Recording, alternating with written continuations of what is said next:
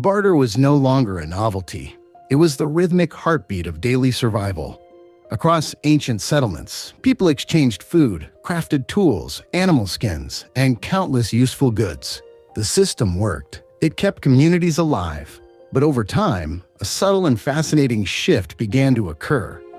Certain objects began to appear in the hands of traders again and again. Some goods seemed to possess a magnetic pull, attracting desire wherever they traveled. Meanwhile, others were accepted once and instantly forgotten. Ancient humans may not have possessed the economic language for it yet, but through their daily struggles, they were slowly asking a fundamental new question.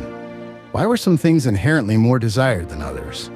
What made one object effortlessly fluid in exchange, while another remained stagnant? The answers did not materialize overnight. They were forged through centuries of trial and error, through countless handshakes, failed negotiations, and unexpected successes. Little by little, early societies began to realize a profound truth. Value was never random. Some goods simply possessed qualities that set them apart from the rest of the world.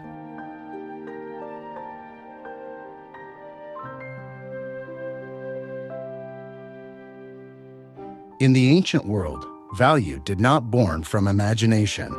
It started with a brutal and undeniable reality.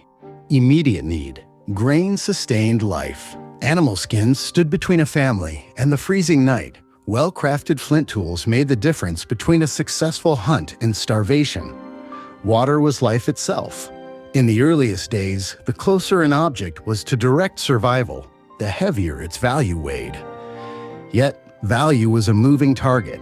It was never identical for everyone. A hunter returning with an abundance of meat cared little for more food. His eyes searched for a sharper blade. Conversely, a skilled toolmaker, surrounded by stone axes, starved for sustenance. The object itself had not changed. The human need had. This subjective friction made barter incredibly vital, yet deeply unpredictable. People were constantly hunting for solutions to their immediate problems. And when a specific need was shared by an entire community, the item that satisfied that need became prized above all else. The first monumental step toward the concept of value was deceptively simple. People desired what they desperately needed.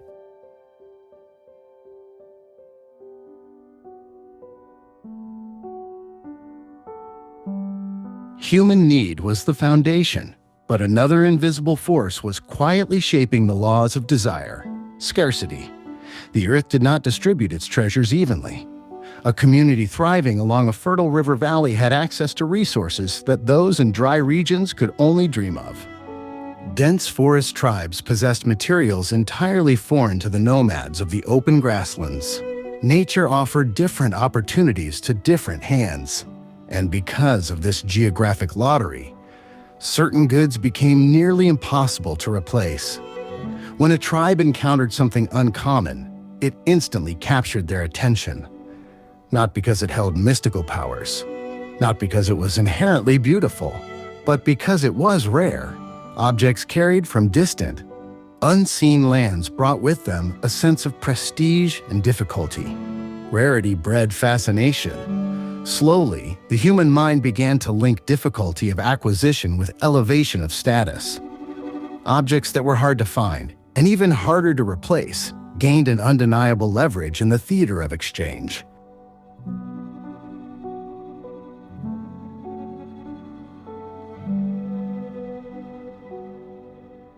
As the wheels of primitive commerce turned, centuries of experience became the ultimate teacher.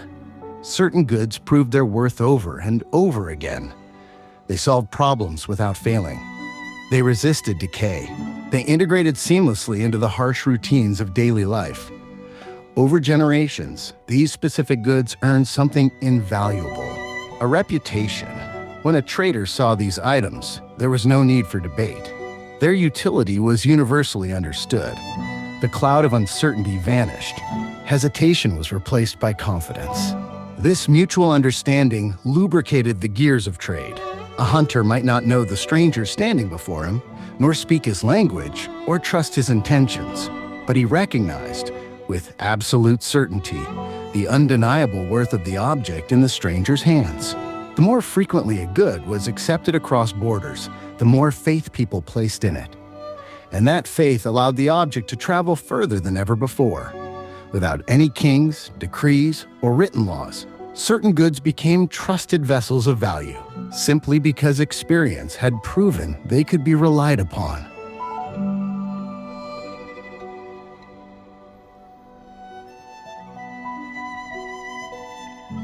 As generations faded into history, a clear pattern began to crystallize across the ancient world. Humans noticed that some items inherently performed better during a trade than others. Food was universally precious, but meat rotted and fruit withered. Large, heavy resources held great utility, but they were agonizing to transport over mountain passes. Some materials were practical, but so abundant that they inspired no desire. The ultimate exchange goods, the ones that truly thrived, began to reveal a shared DNA. They were universally useful. They were instantly recognizable. They could withstand the test of time, and they were universally wanted.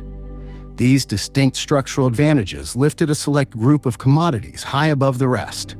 These ancient ancestors were not actively trying to invent money.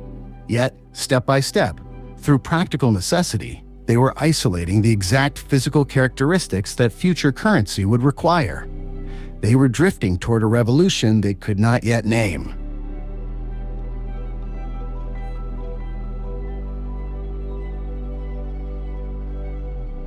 The horizons of barter were expanding. Clans merged into villages, and villages stretched into vast trading networks.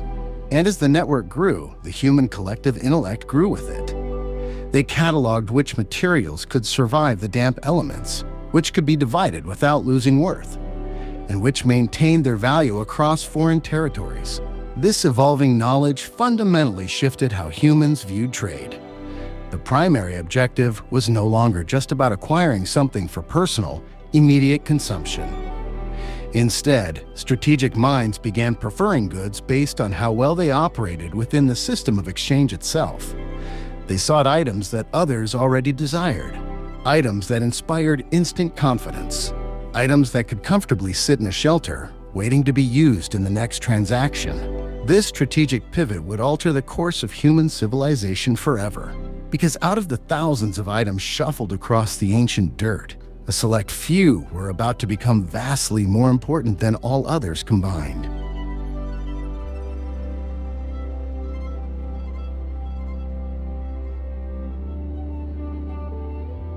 By this era, barter had evolved far beyond a crude mechanism of survival. It had become a sophisticated school of human psychology. The core pillars had been laid down. Need defined value. Scarcity commanded attention. Experience cemented trust. These profound psychological discoveries transformed the ancient landscape. Humans were now actively identifying the elite objects that held universal power across differing cultures and geographies. The hunt for the perfect medium of exchange was officially underway. Soon, a handful of specific, tangible resources would rise to dominate the ancient markets, not because a government declared them to be money, but because they possessed the perfect physical alchemy to make human interaction effortless. In the next chapter of our journey, we will finally meet these legendary commodities, the physical elements that carried the weight of human value long before the first coin was ever minted, the raw materials that paved the road to money.